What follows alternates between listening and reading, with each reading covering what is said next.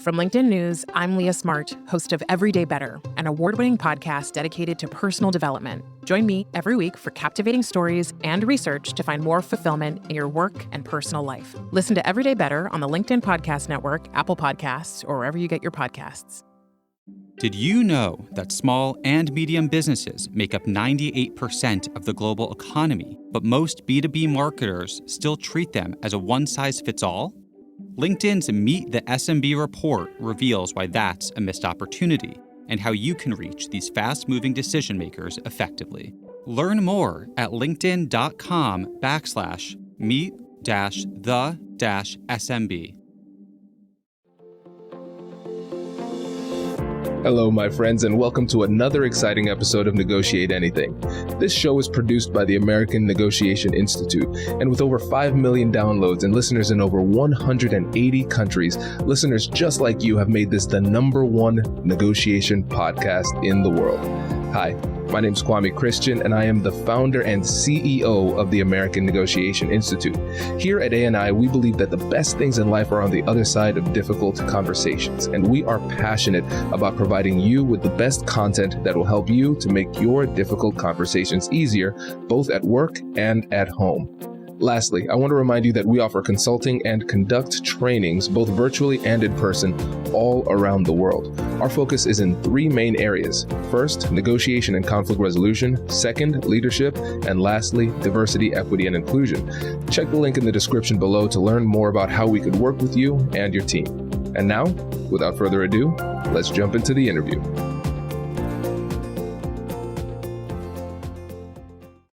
Steve, thanks for joining us today. It is great to be here and great to see you, Kwame. Yes, it is great to have you, my friend. So how about you start us off by telling us a little bit about yourself and what you do? Thanks. I'm Steve McConnell. I'm the managing partner of NBBJ. We are a global architecture and design practice. We work on a wide range of complex projects all around the world, and our community of talented people involves everyone from lighting designers to architects to interior designers to doctors and nurse practitioners and media architects and just all of the creative talent that could come together and innovate amazing spaces. We work for leading clients around the world in the tech space, all the leading tech firms, healthcare institutions, science organizations from Oxford to Boston to Los Angeles to Shenzhen, London, and beyond. And it's just an absolute joy to do something you love to be part of every day. That's incredible. And listeners, make sure you check out NBBJ's website because the work that they do is just exceptional, just top notch. And so Steve and I have known each other for a while. NBBJ is a client, and I love working with them. Our whole team loves working with your team. It's been great. And in today's episode, we're going to talk about how you can turn disruptions in the industry, surprises, challenges into opportunities for growth and advancement. And of course, difficult conversations are going to be a massive part of that. But before we get into just how, like, the mechanics of those difficult conversations that occur, I think it's going to be really beneficial to look at the values that NBBJ brings to the table, because those values inform some of the strategic decisions that they make when it comes to the difficult conversations. And so when you think about the values of NBBJ as a purpose-driven organization, what does that really mean? So I think as an organization, it's really important to have a clear understanding of exactly how you're built and the foundation. And for us as a practice-centered business, that is that our business exists to support our practice vision, our purpose. It's not simply a monetary bottom line. It's all about a qualitative bottom line, and it's about impact to society and making a difference in the world. And that purpose is centered on health, community, and sustainability. So with that, we have the trajectory, we have the North Star of the firm, but it's the values that are the foundation. It's the values that inform and guide every decision we make. And our faithfulness to those values, I like to say, is always a long-term win, that we'll take a short-term hit for a long-term gain by staying true to our values. So when we think about our values as a company now 80 years young, they're about optimism, about being curious, about sustainability, about inclusivity, focusing on outcomes that have impact, and understanding the legacy of our firm. I'm glad we started here, Steve, because this is a very different approach. I think it's great to see other companies in the industry starting to shift in this type of way, but it's incredibly important for people within the organization to have that level of clarity, because for many organizations, the only question is this: listen, if it makes dollars, it makes sense. If it generates revenue, we're Yeah. going to do it. But Yeah. the fact that you're very clear on those values makes it clearer for everybody else to make decisions that are aligned with those values too. We have one life to live, and we want to do things with this treasured time that we've all been blessed with, that really contribute, that really point to fulfillment and gratification and making a difference. And so it's a choice. It's a choice to invest in these things. Now, to do that well, we need to run a good business. And there's a lot of competencies and skill and expertise that goes into that. And if we do that well, we get to make these choices. And at the end of the day, fulfill the energies and the life force within each of us that sort of gets us up in the morning and excites us. Absolutely. And now let's make this a bit more tactical and strategic, because I think people are listening. They're like, okay, this is nice. We have a design firm that wants to help the world. This is nice. Well, Yeah, what does yeah, this yeah. mean for us in these difficult conversations?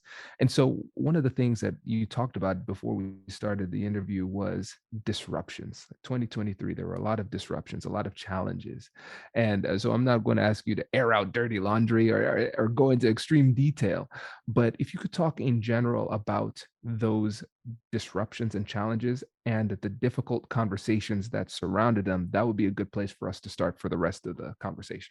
We all just need to look at, the last couple of years with the pandemic impacts, with the wars, with political stress, with the challenge of communities, not hearing each other, not listening to each other, not finding, some common ground from which to progress and to appreciate each other. So all of these things are impacting work, impacting our lives. And so if I back up and think about our organization, it's also important to appreciate who are the clients you serve and what are the choices you're making relative to that. Earlier, I talked about our choice to be purpose-driven. It's a deliberate choice. It's not an overlay. It's the heart and soul of what we're driving at. Same with the clients. We're not trying to work for every client in the world. We're really looking for an alignment of values with our clients. And that's where it starts. That's where we have the opportunity to lay the groundwork for deep mutual understanding and shared purpose, common values, really. You're spot on. And it's this is something that is not discussed enough: the need for alignment of values and a shared purpose in these negotiations, in difficult conversations in general. Because if we don't have that, what are we talking about? What is the what is the purpose of this conversation? We could just be wasting time. And I think a lot of times we start off in the wrong place. We get so hungry for the deal. We want to achieve some kind of, I'm using air quotes for the audio listeners, peace, right? If it's a conflict resolution situation. But a lot of times that leads us to maybe sometimes sacrifice our values in order to achieve an inappropriate peace that quiets the conversation down, but doesn't address the central issues. And so I think we can think about this from the lens of an organization, but we could also think about this from the lens of an individual. So from an organization, internally, before we even start talking to our external stakeholders or potential clients or whatever it happens to be, we have to be very clear on what our values are. I think it's a lot easier to figure out the financial incentives, but it's a lot more difficult and maybe a little bit more nebulous to figure out what our values are and what our purpose is in general and apply to this situation.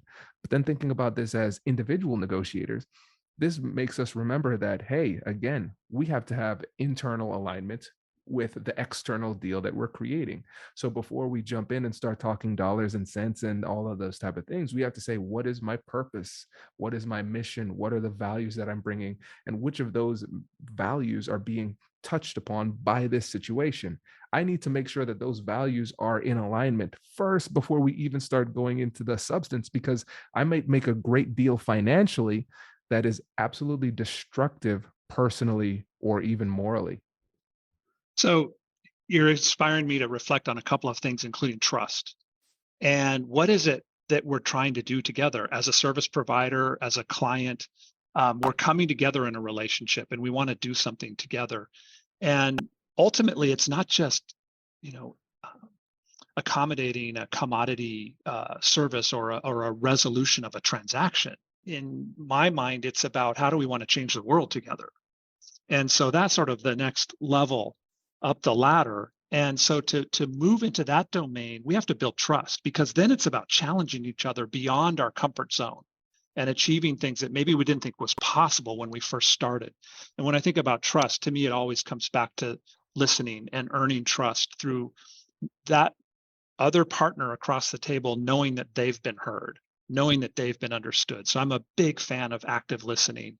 That is repeating in my own words what I think I understand this partner to be expressing, and thinking about resolving disruption, conflicts, challenges in a way that can move us well past the limitations of just a transaction. Absolutely. And let's dig deeper into the trust element, because I think this is something that people often don't fully appreciate when it comes to the value of trust. Because if you say something, it has a certain level of persuasive value. But if you say that same thing and the person trusts you, it becomes infinitely more persuasive, right? And Yeah. and so it's easier said than done. Okay, Kwame and Steve said I should get people to trust me. I'll just go out and get people to trust me now.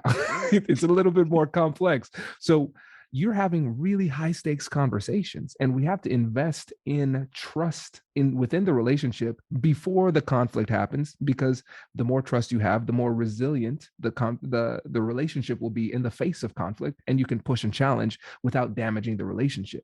So in your experience, when you think about active listening, that's one thing. Let's go a little bit deeper. What are those things that you do to build trust that people might not always remember to do?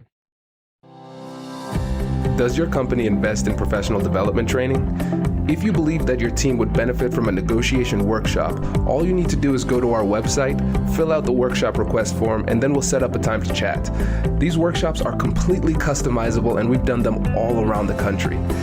Negotiation and conflict resolution skills are beneficial across all professions, but they're especially useful in procurement, purchasing, sales, sourcing, and contract management. Our calendar is filling up quickly, and we even have some workshops scheduled for next year.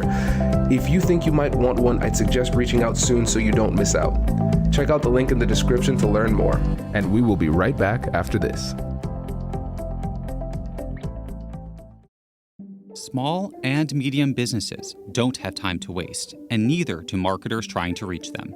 On LinkedIn, more SMB decision makers are actively looking for new solutions to help them grow, whether it's software or financial services. Our Meet the SMB report breaks down how these businesses buy and what really influences their choices. Learn more at linkedin.com/meet-the-SMB. That's linkedin.com/meet-the-SMB.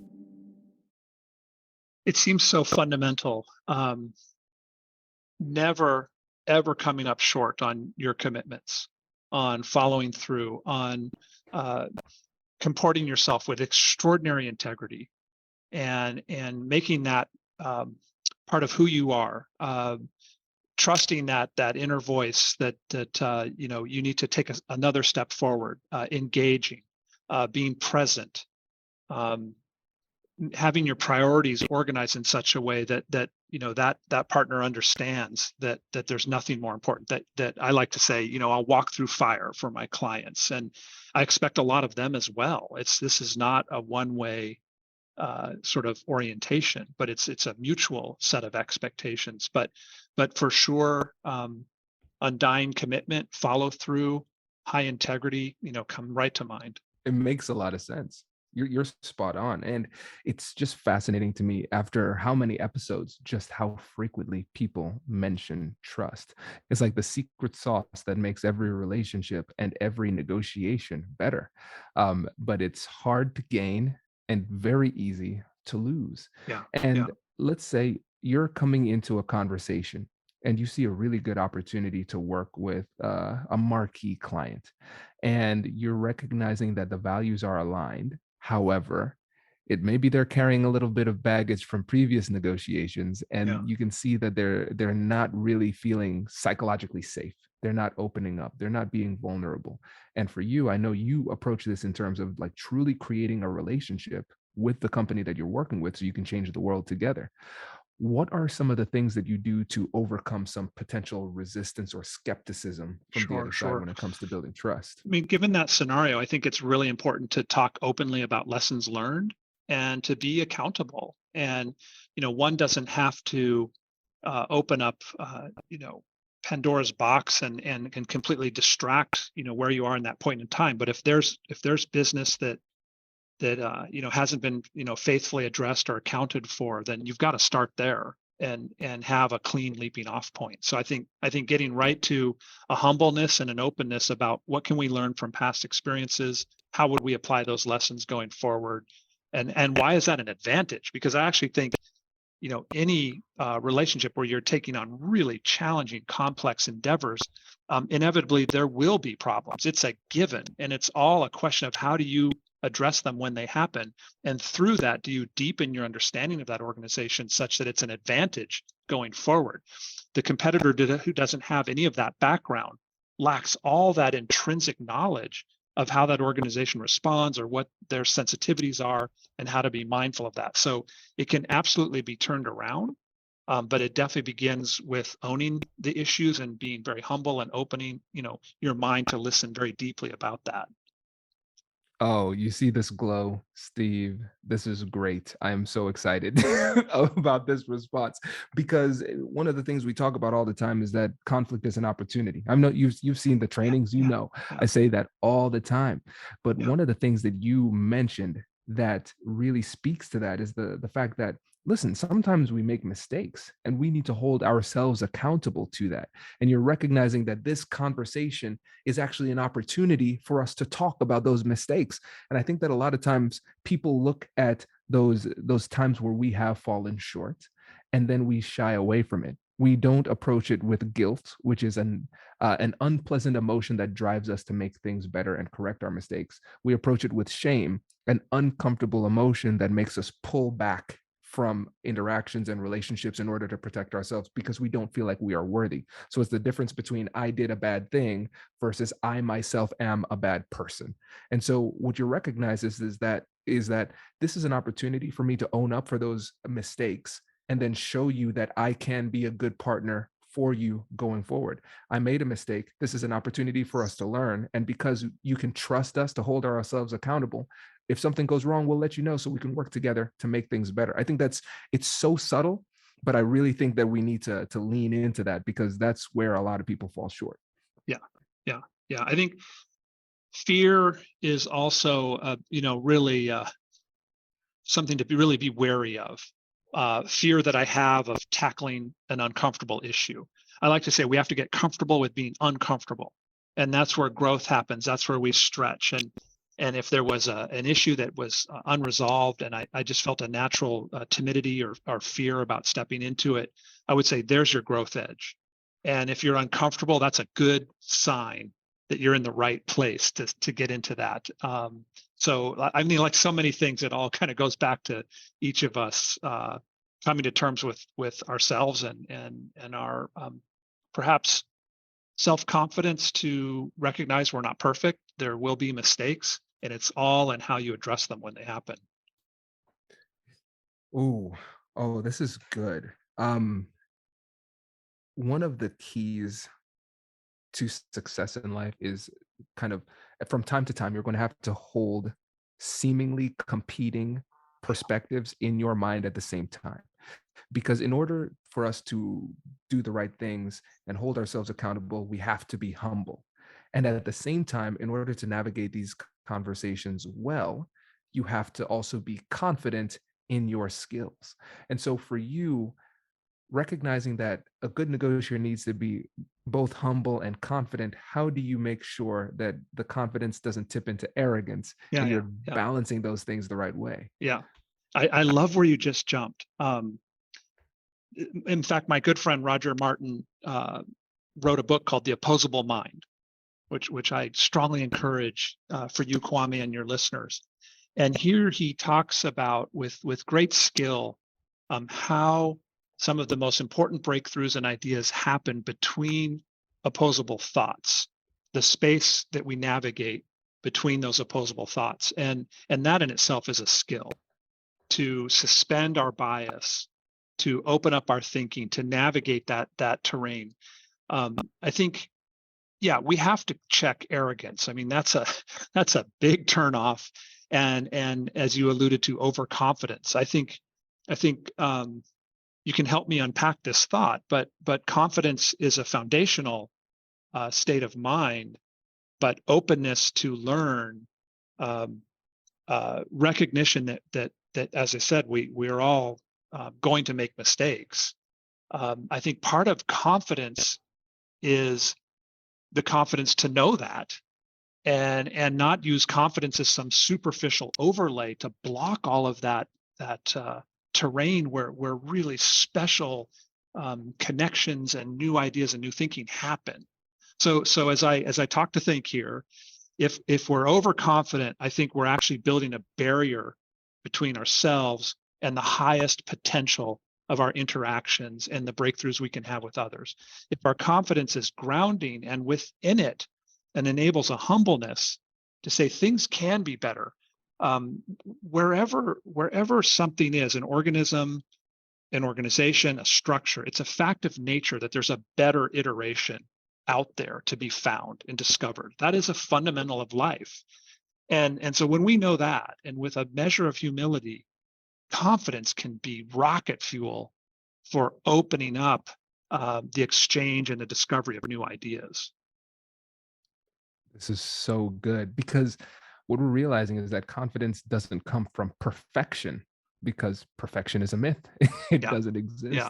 But a lot of times what ends up happening is we bring in these unrealistic expectations. If I'm a good negotiator, I should be able to get them to blank. Well, we cannot force anybody to do anything. And if you have that type of mindset, then you go in with arrogance and then you miss things, and then your confidence is completely shot after the conversation, because you're basing your success on things that are not fully within your control and unattainable goals, right? And so I think this is really important for us to recognize that we need to be confident. We also need to be humble, but understanding what it means for us in different circumstances to tip into the arrogant. And I think another interesting element of this too, as you were talking, I started to recognize this, is that all of these things are kind of transient states. So I think a lot of times we try to assign people a label and categorize people because it makes life easier, right? This person is humble. This person is arrogant. This person is confident. But I think it's important to recognize that those states will change from day to day. And so let's say somebody listens to this podcast and they say, you know what, I'm going to take this advice. I'm going to be more humble. I'm going to be more humble in these conversations. I'm going to develop my confidence by building my skills. And now I'm good in perpetuity. Not the case, because from time to time, that arrogance might come back, and we have to be able to recognize that and check it, And so I think there's an element of, yes, improvement upon these virtues as skills as well, but also recognizing that we need to have the self-awareness to continue to monitor, to make sure that we're bringing the right mindset to the conversations. So you're bringing me into some thoughts about interpersonal skill development. And as a firm that has very deliberately chosen to be role-based, that is, that authority and responsibility is vested with the role we each have, whether I'm the youngest person in the firm or the most experienced. It's not my place as a leader of the company to disrupt that. It's my place to support and respect and support those roles. And that's where we vest decisions. That kind of organization insists on more interpersonal skill, insists on the skills that come with listening, being humble, knowing when to drive, knowing when to hold back, all of that. And the fact is, we're complex people. And I think part of thriving and achieving our highest potential is understanding how to navigate those domains. You're so right. And yeah, it makes a lot of sense, because I think a lot of times people might be afraid of this type of structure within an organization because of a lack of trust. I want a rigid hierarchy because it makes people easier to control, but it also limits the dynamism that naturally occurs within a company of creative people who want to make the world a better place. Many valid models, and a traditional kind of structured model is very valid. It's very proven. It's widely, adapted out in the world. When I think of a role-based organization, I also think of it as a little less efficient and a little messier and a little more complex. But for the right people, it's so liberating because you are on this lifelong journey to learn and grow and become your best self. This is great. So this is a massive thing to pay attention to because you recognize that there are going to be trade-offs and you're willing to sacrifice that efficiency in that situation knowingly.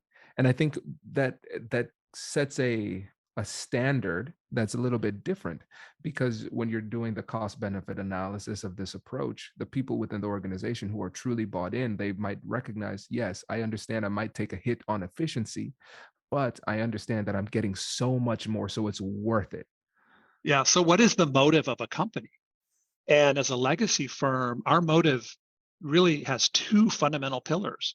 One is, yes, the work we do out in the world. It's undeniable, the result of our energies as a business, but that's only half of what we're here for. The other is, as a multi-generational firm, to do our very best to support the work life and the vitality and the learning and experience of the people that make up this firm. This firm is its people. End of story. And so I think it's important to contemplate what exactly are the motives of the organization. Absolutely. And again, this is a contemplation that needs to happen at all levels because in order to join the firm, you have to be bought in to this methodology because it's central to decision making, operation, and conflict resolution as well. Absolutely. And ideally, the way we express ourselves, the way we share our values, the quality of our work are part of a filtering that bring and attract the right people to this community. And I've always felt that we're not the right firm for everyone, but we're definitely the right firm for folks who have a great inner drive to grow, to learn, to stretch, to grab onto leadership and take psychological ownership of their realm of responsibility. I'm very much looking for folks who can articulate their area of responsibility and then consciously work to expand it and grow it and widen it and through that just enjoy an extraordinary experience of personal growth and development. And going back to that growth and development, you mentioned interpersonal development as a key aspect of what it is that makes you and NBBJ so successful. And I know when I was initially brought in to work with you and the team, I'll be honest, I was a little bit overwhelmed. You were my first team, you're my first client in the architecture space. And I was saying, man, I can't draw. I don't know. My math isn't great. Calculus was back in undergrad. What can I add? But it goes to that value of interpersonal development. And when you think about the leaders within your organization who can navigate conflict most effectively, what are the things that they have in common? Great question. Of course, I'm going to reinforce things I've been touching on because the things I've shared are the things that have centered in me as central to this. The deep listening, the deep empathy, curiosity, for sure, are on the top of the list. Yep, makes sense. And Steve, one of the things that I love about this podcast, of course, I'm biased. I'm very biased, but we've had over 700 episodes now, and the consistency of what great negotiators have in common, I think that's what's most fascinating. Because right before you came on the podcast, the person I had on before said the exact same things, talking about empathy, talking about listening, and those type of things. Are you familiar with the reason why Waco, Texas is so popular? Oh, of course, I know all about Oh that. yeah. Yeah. So Gary Nessner, the lead FBI hostage crisis negotiator, he was the person who was on right before you Oh, okay. in his episode, and you're saying the exact same things. Interesting. Yeah, interesting. It's so fascinating, and I think that's really one of the take-home messages of this episode and every other one. It's the fundamentals never go out of style. I think a lot of times people are looking for all of these quick tips and tricks and hacks and things like that. But when it comes to building a trusting relationship where values are aligned and things like that, listening, being empathetic, and being likable, those are things that will always work. I really want to hammer that home. Yeah. I mean, building on that, there are methodologies and habits and skills to hone and consciously develop. And I think about something we're very fond of here: time, perspective, equilibrium, calibration. And it's a simple framework for how to approach getting the best out of a group of people, or perhaps achieving the best negotiation for everyone around the table. When we think about time, it's about slowing down. It's about being still. It's about seeing the moving pieces all around you and really getting yourself in the right frame of mind. And by that, I mean, it could be in a heated exchange. How do you come to the table? Perspective is definitely about looking beyond our bias and consciously tamping down the bias that we might bring to the table to understand the view of others. Equilibrium is all about searching for how we come together before really declaring, exactly what has to happen or what the actions are going to be. But that search for equilibrium and calibration is really all about making sure that what we settle on is really connecting to the intended outcome. So it's a framework I've just touched on, but it's how we think about getting the best out of everyone around the table and the group to achieve its, highest potential. Oh, I love this. And I love and hate this, Steve, because I love the framework and I hate that we don't have more time to go into it because it's so good. But we'll have to have you back on to go deeper because I think there's a lot to explore there. But before you go, I want to give you an opportunity again to shout out NBBJ and where we can find more out about you and your work. Yeah, thank you, Kwame. It's been such a joy to work with you, and your guidance, your wisdom, your leadership in our education has really been impactful. And with that, nbbj.com is a website that's very rich with insights about our work, but also about our research, our culture, our people. Everything I've been talking about, you can see and experience there in a very progressive and engaging way, in a very fluid way. It's very iPad friendly. And just to underline, I think each of us owe it to ourselves to find the thing that really inspires us, that we wake up in the morning wanting to do, and make a difference in this world that we're all part of. I appreciate this. Steve, thank you so much, my friend. Really appreciate you coming on. A true pleasure. Congratulations, you've just joined an elite club. By listening to a full episode, you're now officially on the Negotiate Anything team. So welcome aboard. What most team members do is they subscribe to the podcast because that allows them to automatically get the latest episodes of the show. The best things in life lie on the other side of difficult conversations. Keep learning, keep practicing, and keep getting better. Your relationships will improve, your career will soar, and you'll have the confidence you need to get the most out of these crucial conversations. Again, thank you for joining the team. We're excited to have you, and I will see you in the next episode. I'll catch you later.